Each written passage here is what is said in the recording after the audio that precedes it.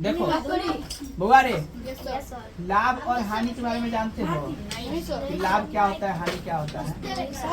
सबसे पहले हमको एक बात बताओ कि जैसे हमें लाभ कब होगा? चाहे क्या होता है कि अगर मान लेते कि कोई सामान हम खरीदे और उसे बेचते हैं तो हमें क्या होता है, या तो हमें फायदा होता है या तो हमें घाटा होगा। अब तुम दिमाग लगा के हमें बताओ कि तुम्हें फायदा कब होगा, अर्थात लाभ कब होगा? बढ़ा करके बेचे, अर्थात यह है कि कम दाम में हम खरीदे और ज्यादा दाम में बेच दे, अर्थात जितना में हम खरीदे ना उससे अगर ज्यादा दाम में अगर बेच रहे हैं तो हमें क्या हो रहा है, फायदा हो रहा है। ठीक, तो ये दो दाम है ना, एक ठो दाम हो गया कि जो हम जिस दाम में बेच रहे हैं और एक ठो है जिस दाम में हम खरीद रहे हैं। तो जिस दाम में खरीद रहे हैं ना उस दाम को हम लोग बोलते हैं क्रय मूल्य, और जिस दाम में हम लोग बेच रहे हैं उसको क्या बोलते हैं, विक्रय मूल्य। बात समझा?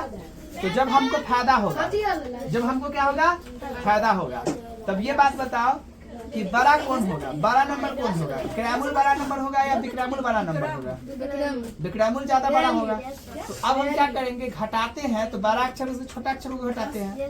तो अब क्या करेंगे, हम विक्रय मूल्य में से क्या करेंगे, क्रय मूल्य को घटाएंगे। बात समझा ना? तब हमारा क्या निकलेगा, लाभ निकलेगा। क्या निकलेगा, लाभ। अर्थात लाभ बराबर क्या होगा, विक्रय मूल्य माइनस क्रय मूल्य। बात समझा ना? ये बात देखो, ये सब बात रटने वाला चीज नहीं, दिमाग में बैठाने वाला चीज है। देखो लाभ बराबर क्या होगा कि हम ज्यादा में बेच रहे हैं कम में खरीद रहे हैं। बताए ना समझ, ज्यादा में बेच रहे हैं कम में खरीद रहे हैं। तो भाई विक्रय मूल्य ज्यादा बड़ा है और क्रय मूल्य क्या है, उससे छोटा है। तो विक्रय मूल्य में से क्रय मूल्य घटाएंगे, तो विक्रय मूल्य में से क्रय मूल्य घटाए तो क्या निकला हमारा, लाभ। तो अर्थात लाभ बराबर क्या चीज, विक्रय मूल्य माइनस क्रय मूल्य। बताइए समझ में? सेम टू सेम उसके उल्टा हानि। हानि मतलब घाटा, हानि मतलब घाटा। तो हमें घाटा कब होगा, जैसे कि जब महंगा चीज खरीद ले उसको उससे कम दाम में, मतलब कि खरीद वाला पैसा बड़ा हो और बेचने वाला पैसा छोटा। तो अब एक बात बताओ, तो अब यहाँ पे हानि जब होगा तो हमको क्या है, बड़ा कौन है, क्रय मूल्य, विक्रय मूल्य क्या है, छोटा। तो अब हमें क्या है, हानि निकालने के लिए क्या करना पड़ेगा, क्रय मूल्य में से विक्रय मूल्य को घटाना होगा। अर्थात क्रय मूल्य में से क्या करेंगे, विक्रय मूल्य को घटाएंगे तो क्या निकल जाएगा, हानि। हानि ना निकलेगा। तो देखो ये बात को भी दिमाग में याद रखने वाला चीज है कि हानि बराबर क्रय मूल्य माइनस विक्रय मूल्य, क्रय मूल्य माइनस विक्रय मूल्य, रखने वाला चीज है। माइंड में बैठ गया ना कि भाई हम ज्यादा दाम में खरीदेंगे या कम दाम में बेचेंगे तो हमको घाटा होगा, हानि होगा। खरीदे ज्यादा में बेचे तो भाई ज्यादा में बेचे तो 12 नंबर है और क्रय मूल्य छोटा नंबर है, इसलिए विक्रय मूल्य में से क्रय मूल्य घटा देंगे। बताए समझ में? बताए ना समझ में? इस तरह से बतला समझ गया ना? अब तुम लोगों से ना एक हम सवाल पूछते हैं, बात समझ में आया? एक सवाल पूछते हैं। एक दुकानदार है, क्या है, एक दुकानदार है, वह 20,000 में क्या करता है, एक हैंड है, ठीक, उस पर 5,000 का ना खर्च करके और उसको थोड़ा बढ़िया अच्छा खासा बना करके और उसको 30,000 में बेच देता है। बताए समझ में? 30,000 में बेच देता है। तो अब बताओ कितना का फायदा हुआ, 5,000 का फायदा हुआ ना। चलो वेरी गुड, उसको बोलेंगे लाभ। ठीक, अब सीधा सिंपल सी बात बताओ। और यही काम जो है ना, ये वाला काम, कौन वाला काम, यही सेम काम वो अगर 30 दिनों तक लगातार करता रहा, कितने दिनों तक, 30 दिनों तक लगातार करता रहा। अगर 30 दिनों के अंदर रोज यही काम करता था, 20,000 के खरीदता था और क्या करता था, 20,000 के खरीदा और 5,000 फिर फंसाया उसमें और 30,000 में बेच दिया। बात समझा? हाँ, रोज डेली 30 दिन तक लगातार ये काम करते रह गया वो इंसान। बात समझा? तब तुम्हें बताना है कि फाइनली 30 दिन के बाद उसको कितना फायदा होगा। जब क्या है, बात समझ गया ना? तो जब क्या है कि उसको रूम रेंट जहाँ होता है ना, रूम रेंट वो 2000 रुपया लग रहा है, और वो स्टाफ रखा हुआ है ना, उसको 10,000 का खर्च देना रहता है। ये पैसा तो उसमें इंक्लूडेड होगा। उसके बाद फिर क्या है कि उसका जो है ना एगो बाइक चोरी हो गया, बना उना दिया था, बाइक को बना दिया था, बेचा नहीं, बेचने वाला के रूप में आ गया था बाइक, परंतु उसको चोरी हो गया एगो बाइक। तो सब घाटा को इंक्लूड करके निकालना है कि उसको लाभ कितना हुआ। क्वेश्चन समझ गया सब कोई?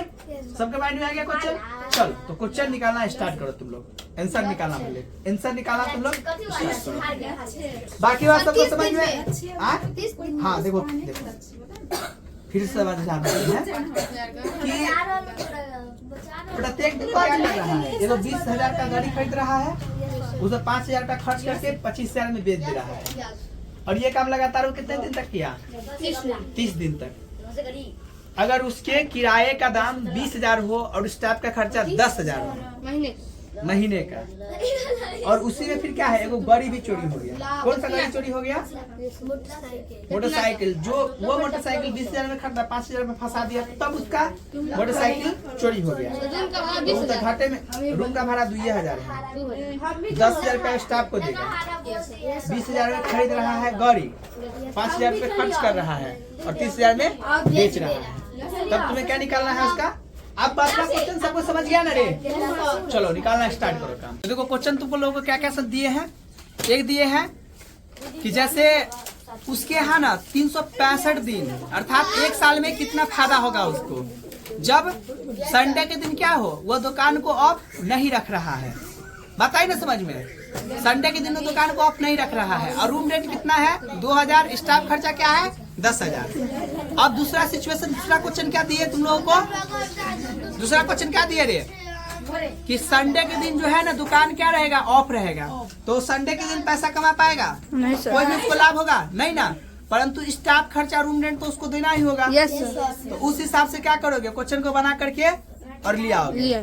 बता गई समझ में? Yes sir. चलो बहुत बढ़िया। अगर क्वेश्चन भूल जाओ तो वीडियो मेरा क्या करोगे? देख लोगे तो समझ में आ जाएगा। और सब ठीक ना? चलो बहुत बढ़िया। अरे हो गए, अच्छा से बोली ना तो कहते कि देखिए ना बनच्चर बच्चा सब है, अच्छा से बोलो। लाइक करें और सब्सक्राइब करें। हाँ चलो बहुत बढ़िया। तुम टोपी उतार के बोल दो, जा एक बार उतार दो। अरे वीडियो के लिए उतार दो ना, जो देखो उतार दो एक बार, बोलो सबको बोलो। अथी मनीष ये हो गया। हाँ वेरी गुड।